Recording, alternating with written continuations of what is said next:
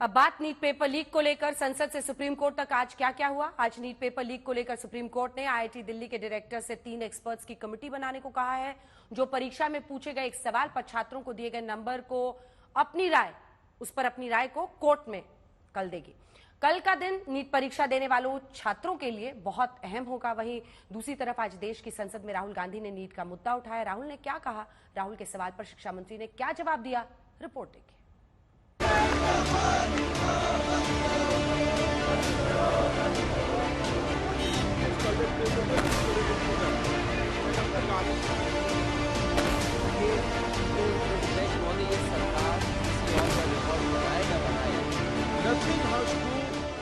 Monsoon सत्र का पहला दिन राजनेता विपक्ष राहुल गांधी ने नीट पेपर लीक पर मोदी सरकार को घेरा।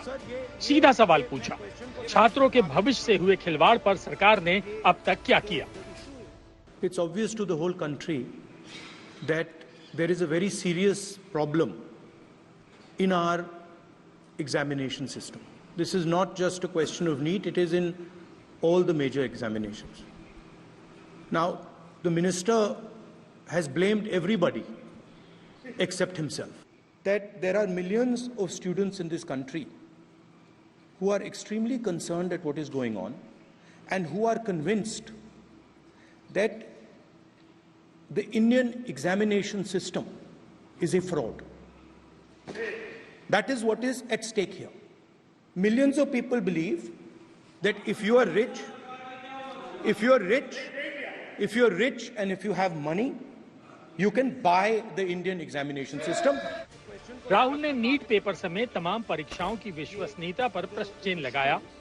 शिक्षा मंत्री धर्मेंद्र प्रधान ने जवाब दिया, लेकिन राहुल गांधी का कहना था कि नीट पेपर लीक देश के करोड़ों छात्रों के भविष्य से जुड़ा मुद्दा है, लिहाजा संसद में जब तक चर्चा नहीं होगी तब तक विपक्ष इस मुद्दे को सड़क से संसद तक उठाता रहेगा। चिल्लाने से सच झूठ नहीं हो जाएगा साहब। ये जो कहा गया देश की अभी की एग्जामिनेशन सिस्टम रबिश है सर, इससे दुर्भाग्यजनक बयान देश की नेता प्रतिपक्ष का कुछ नहीं हो सकता है सर। मैं कठोर शब्द से इसको निंदा करता हूं। बाकी रहा, मैं सर आपके सामने आपके माध्यम से देश के सामने सर एक तथ्य रखता हूं सर। जिन्होंने रिमोट से सरकारें चलाई है, 2010 में 3 बिल आया था सर शिक्षा सुधार के लिए। उन्हीं की पार्टी के नेता आदरणीय कपिल सिब्बल साहब 3 बिल लाए थे। उसमें से एक बिल था एजुकेशन, उसमें एक बिल था prohibition of unfair practice bill 2010, जिसकी उद्देश्य एजुकेशन इंस्टीट्यूशन में माल प्रैक्टिस को बंद करना। सर मेरे सरकार की हिम्मत है, अभी हमने पब्लिक एग्जामिनेशन की रेगुलरिटीज में बिल लाए, कानून बनाए। मंत्री जी को रिस्पांस देना चाहिए। मंत्री जी ने सुप्रीम कोर्ट की बात करी, प्रधानमंत्री की बात करी, मगर मंत्री जी को शायद ये बातें समझ नहीं आ रही हैं और वो ये नहीं बता पा रहे हैं कि वो इसके बारे में क्या कर रहे हैं। सर इसके अलावा प्रधानमंत्री ने सवाल का जवाब नहीं दिया। को लेकर के आप पहले भी बोलते रहे हैं। नहीं, अभी मेरा नीट पे फोकस है। नीट क्योंकि ये बहुत जरूरी मुद्दा है युवाओं के लिए और उनको काफी मुश्किल हो रही है। हमने कहा था कि इस पे डिस्कशन होना चाहिए और सरकार इंटरेस्टेड नहीं है, मगर हम इस मुद्दे को उठाते रहेंगे और सरकार पे दबाव डालेंगे। नीट पेपर लीक पर सरकार की तरफ से पेश की गई दलील विपक्ष के गले नहीं उतर रही है। अखिलेश यादव ने मोदी सरकार में हुए पेपर लीक का हिसाब किताब संसद में रखा।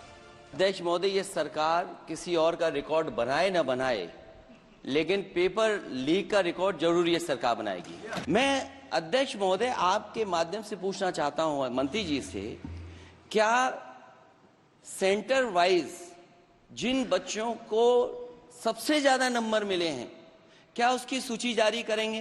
अभी सुप्रीम कोर्ट में जो चल रहा है केस, सुप्रीम कोर्ट ने ऑर्डर दिया पूरा विद्यार्थियों की सूची को वेबसाइट में उपलब्ध करा दो। सर पिछले 3 दिन से देश भर की सारे विद्यार्थियों की लिस्ट पब्लिक डोमेन में उपलब्ध है। ये सारा चीज खुले पे है। लेकिन अखिलेश जी जब वहां दायित्व में थे उस सूबे की सर सारे सूची है कितने बार उत्तर प्रदेश में क्वेश्चन पेपर लीक हुए हैं। विपक्ष के तीखे सवालों से सरकार बच रही है, लेकिन इस मुद्दे पर विपक्ष लगातार हमलावर है। नीट के ऊपर निश्चित रूप से अलग से चर्चा होनी चाहिए। और अब मामला सिर्फ नीट तक सीमित नहीं हुआ है। अब आप देखिए यूपीएससी में भी धांधली की बातें आ रही हैं। यूपी के अंदर पीसीएस-जे के परीक्षा में धांधली का मामला सामने आया, पेपर लीक का मामला सामने आया, पुलिस भर्ती में पेपर लीक का मामला सामने आया। तो ये जो हो रहा है, मैं समझता हूँ कि इसके लिए एक विस्तार से सदन में चर्चा होनी चाहिए और कोई ऐसा रास्ता निकालने की जरूरत है जिससे कि पेपर लीक के कारण जो नौजवानों की जिंदगी बर्बाद हो रही है उस पर रोक लगाई जा सके। त्रुटि हुई, उन्होंने खुद बोल दिया कि हाँ हमसे त्रुटि हुई, तो इसके बाद कुछ बचता नहीं है। नरेंद्र मोदी जी के सरकार में कोई भी भ्रष्टाचारी या पेपर लीक का अपराधी वो बच नहीं सकता, ये हम आपको विश्वास दिलाते हैं। एक तरफ संसद में नीट पेपर लीक का मुद्दा गूंज रहा है तो दूसरी तरफ देश की सबसे बड़ी अदालत में सुनवाई जारी है। मतलब साफ है, चाहे विपक्ष के सवाल हों या फिर नीट पेपर लीक पर सुनवाई के दौरान आई सुप्रीम कोर्ट की टिप्पणी, दोनों सरकार की मुश्किलें बढ़ाने वाली हैं। आज तक ब्यूरो।